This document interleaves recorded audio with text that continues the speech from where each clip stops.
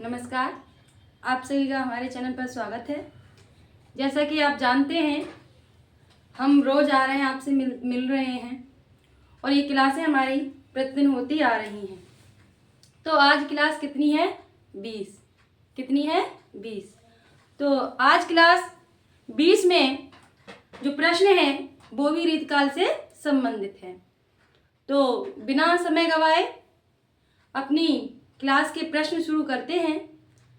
पहला प्रश्न क्या है? बोधा का पूर्ण नाम है, यानी कि जो बोधा कवि हैं उनका पूर्ण नाम क्या है? तो उत्तर में क्या आएगा? उत्तर में आएगा बुद्ध सेन। क्या आएगा? बुद्ध सेन। अगला है श्याम सनेही के रचयिता हैं। श्याम सनेही जो रचना है उसके रचयिता कौन हैं? तो उसके जो रचयिता हैं वो हैं आलम। कौन है? आलम। हालांकि इन्होंने और कृतियां भी लिखी हैं, जैसे कि आलम के लिए याद है ना। तो अगला प्रश्न क्या है? इश्क लता कृति है। क्या पूछ रहा है? इश्क लता कृति किसकी है? तो इश्क से समझ गए होगे भाई, इश्क किसने किया था सबसे ज्यादा? घनानंद जी ने। किसने? घनानंद ने। तो इश्क लता किसकी कृति है? घनानंद जी की कृति है। अगला प्रश्न है तोपर वारु उर्वशी सुन राधिके सुजान। अब ये पंक्तियां पूछ रहा है कि ये पंक्तियां जो हैं किस कवि की पंक्तियां के? तोपर वारु उर्वशी सुन राधिके सुजान। तो ये क्या आता है? ये मिलाने के लिए भी आ जाता है कि भाई अलग अलग वो दे दी, लाइन दे दी और अलग अलग कवि दे दी, तो इसका मिलान भी कीजिए। तो इसी प्रकार से हमने एक प्रश्न रखा है कि भाई तोपर वारु उर्वशी सुन राधिके सुजान, ये पंक्तियां किसकी हैं? ये है बिहारी जी की। किसकी है?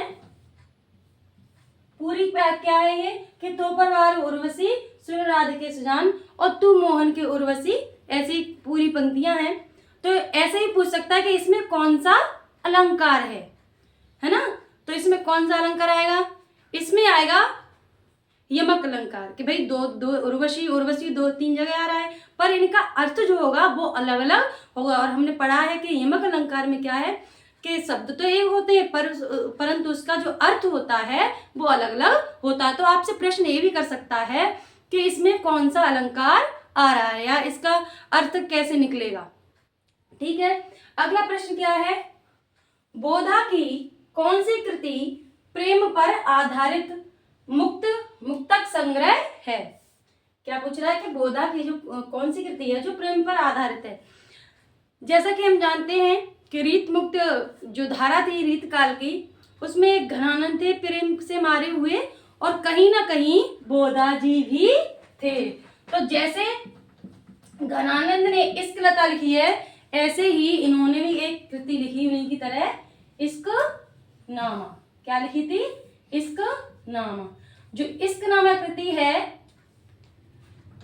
वो बोधा ने लिखी है ना, उनकी कृति है ये। अब जैसे कि कहा जाता, मैंने तो पढ़ा है कि भाई जैसे हम घनानंद जो हैं वो ज्यादा ही मारे थे प्रेम की पीर पे, और उनकी एक लाइन भी है और आ भी जाता है कि निम्न में से प्रेम की पीर के कवि हैं, ऐसे भी प्रश्न बनता है।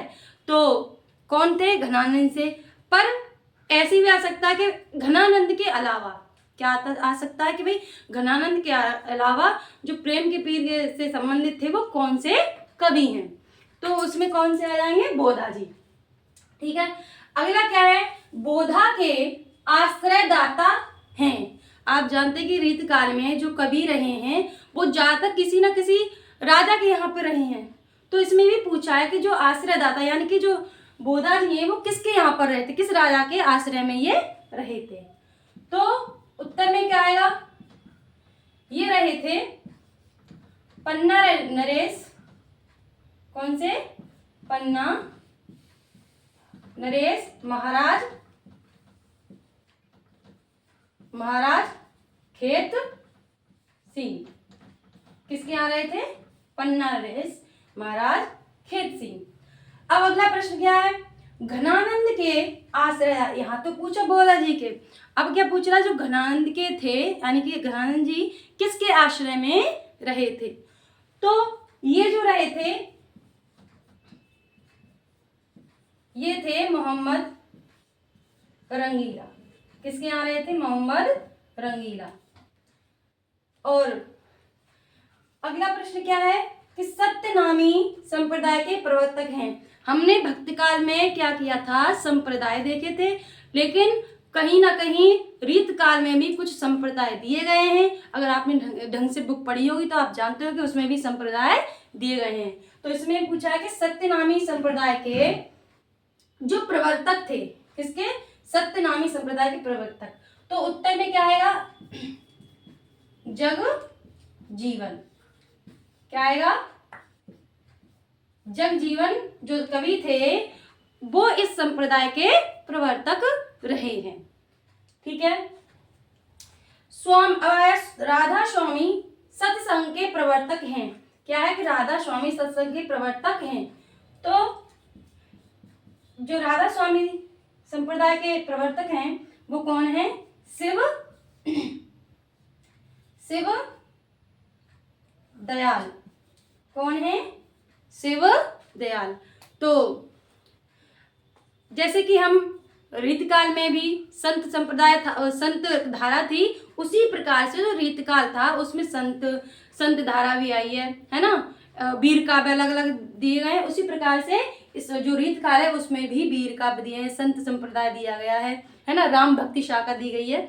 तो ऐसे ही इसीलिए ये प्रश्न है कि राधा स्वामी सत्संग के प्रवर्तक कौन थे? तो कौन है? शिव दयाल।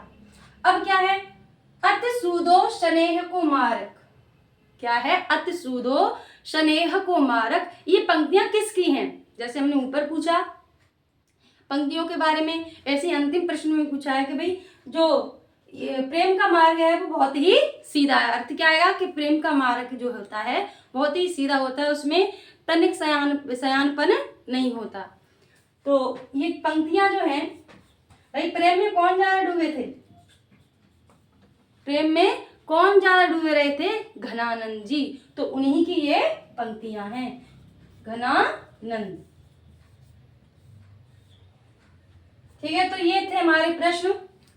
मुक्त जो धारा थी रीतकाल की, उससे संबंधित प्रश्न थे। तो उम्मीद करती हूँ ये क्लास आपको अच्छी लगी होगी। मिलते हैं अपनी अगली क्लास में, तब तक के लिए नमस्कार, बहुत बहुत धन्यवाद।